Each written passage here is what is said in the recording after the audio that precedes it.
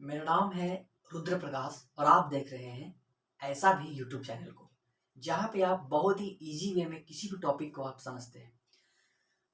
हम अभी की क्लास में पॉलिटी डिस्कशन करेंगे।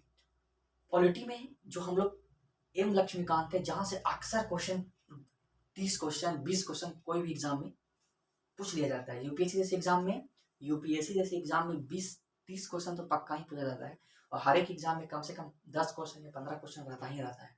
ठीक है, तो हम लोगों ने 2 चैप्टर को पढ़ लिया था, हिस्टोरिकल बैकग्राउंड, और एक चैप्टर हम लोगों ने पढ़ा था कॉन्स्टिट्यूएंट असेंबली के बारे में पढ़ा था। ठीक है, अब जो हम लोग इसके आगे जो एक मोस्ट इम्पॉर्टेंट अगर चैप्टर हम लोग पढ़ेंगे, अब हम लोग डायरेक्ट पढ़ते हैं फंडामेंटल राइट्स। ओके,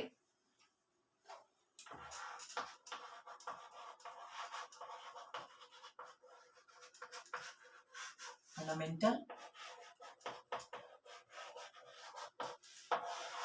राइट यानी मूल अधिकार।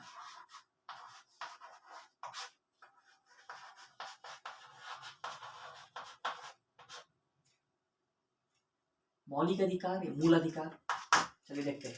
ये है फंडामेंटल राइट। इसके बाद है आपका DPSP, directive principle of state policy, and उसके बाद है फंडामेंटल ड्यूटीज। पहले हम फंडामेंटल राइट्स पढ़ेंगे, ये क्या है इसके बारे में भी हम डिस्कशन करेंगे। ठीक है, देखिए जैसे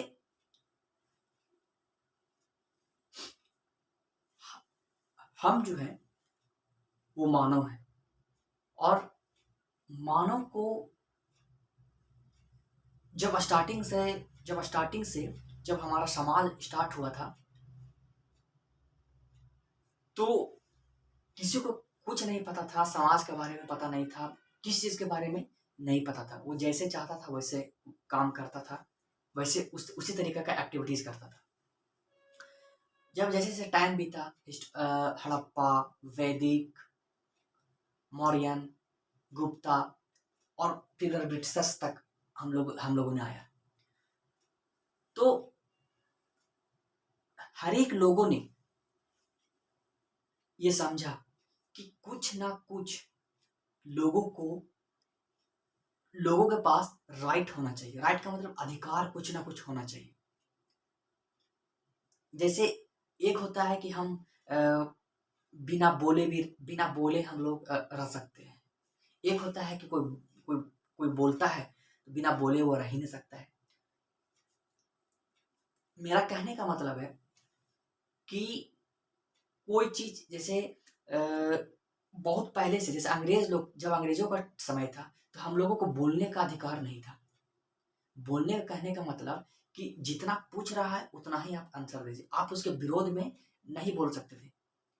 लेकिन जब हमारा संविधान बनना स्टार्ट हुआ, जब हमारे लोग ने संविधान बनना स्टार्ट किया, तो यहाँ के लोगों को यह अधिकार दिया कि मतलब ये नेचुरल है। जैसे अब ये नेचुरल है, जैसे अंग्रेजों को पता था कि अगर इन लोगों को बोलने का अधिकार दे देंगे तो हम लोगों को ना मतलब ये लोग दम करके रख देगा।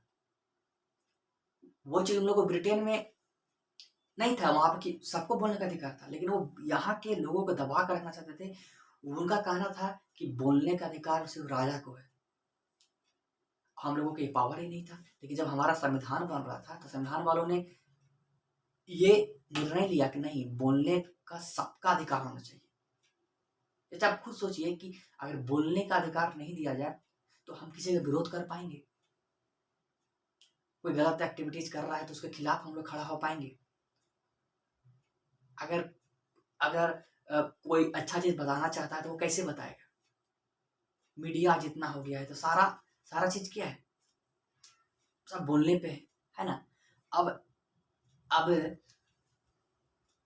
अब मान लीजिए कि जैसे ब्रिटिशर्स काल में और बहुत पहले से वुमेन्स के साथ, और जो लेडीज थे, वुमेन्स जो होते हैं, और जो नीचे तबके के लोग थे, एससी एसटी जो लोग थे, उन लोगों को कभी भी कोई अधिकार दिया ही नहीं गया, हमेशा पैरों तले दबा के रखा गया।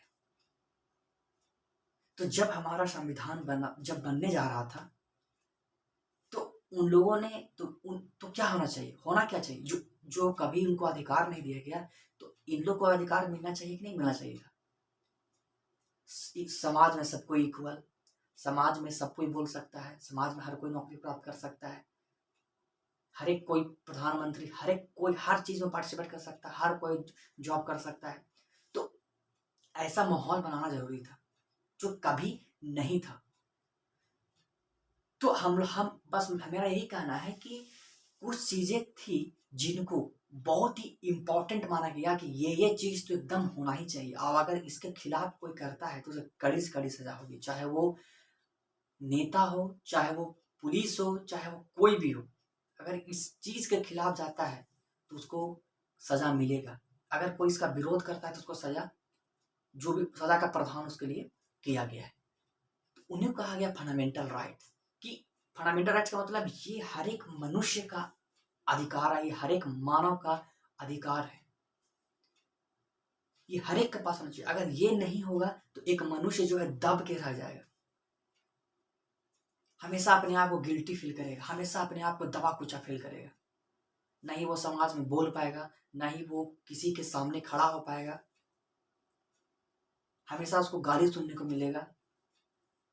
तो संविधान वालों ने, संविधान सभा में जो लोग बैठे हुए थे, उन लोगों ने बहुत विचार विमर्श किया और एक एक टॉपिक को पकड़ा जो भी समाज में चल रहा था। जैसे दलितों के साथ दुर्व्यवहार किया जा रहा था, औरतों को इलेक्शन लड़ने नहीं दिया जाता था, औरतों को घर में बंद करके रखा जाता था, किसी तरीके जो बड़े बड़े लोग थे वही सिर्फ जॉब में रहते थे। तो ऐसा क्यों? तो इसी सब को सब देखा और उन लोगों ने विचार विमर्श किया और कहा कि नहीं, कुछ ऐसा लिस्ट बनाओ, कुछ ऐसा लिस्ट बनाओ जिस हर एक कोई इक्वल हो, जहाँ पे हर एक कोई इक्वल दिखाया जाए, जहाँ पे हर एक कोई पार्टिसिपेट कर सके, हर चीज़ में पार्टिसिपेट कर सके, कहीं भी पार्टिसिपेट कर सके। तो ये जो मूल मंत्र था वो उन लोगों ध्यान में रखा और बहुत ही बारीकी से हर एक चीज़ जो समाज में उस समय घटित हो रहा था और भविष्य में क्या हो सकता है, हर एक चीज़ को, हर एक एंगल को उन लोग डिस्कशन करते हुए हर एक चीज़ को इस फंडामेंटल राइट में रखा कि ये तो होना ही चाहिए। मतलब फंडामेंटल राइट्स का मतलब कुछ ऐसे अधिकार हैं मनुष्य को जो होना ही चाहिए, इसको कोई नहीं छीन सकता है। बोलने का अधिकार हर एक, इसको कोई नहीं छीन सकता है, किसी को आप दबा नहीं सकते हैं। जैसे अंग्रेजों के समय हम लोग दबा गए, क्या मनुष्य दबने के लिए यहाँ पाया, या जो भी लेडीज हैं या जो औरतें हैं वो क्या यहाँ पर दबने के लिए आए हैं? तो यही चीज मूल अधिकार दिया गया, ये कुछ कुछ ऐसे अधिकार हम देंगे जिसका कोई भी उल्लंघन नहीं कर सकता है। और फंडामेंटल राइट्स के कारण आज हर एक मनुष्य जो है वो एक बहुत अच्छे तरीके से अपना जीवन यापन कर पाता, अदरवाइज अभी तक परेशानी वही बना रहा था। तो यही है फंडामेंटल राइट्स। तो इसको फंडामेंटल राइट्स को संविधान में क्या क्या है उसके बारे में हम लोग अभी पढ़ेंगे। सो ठीक है, तो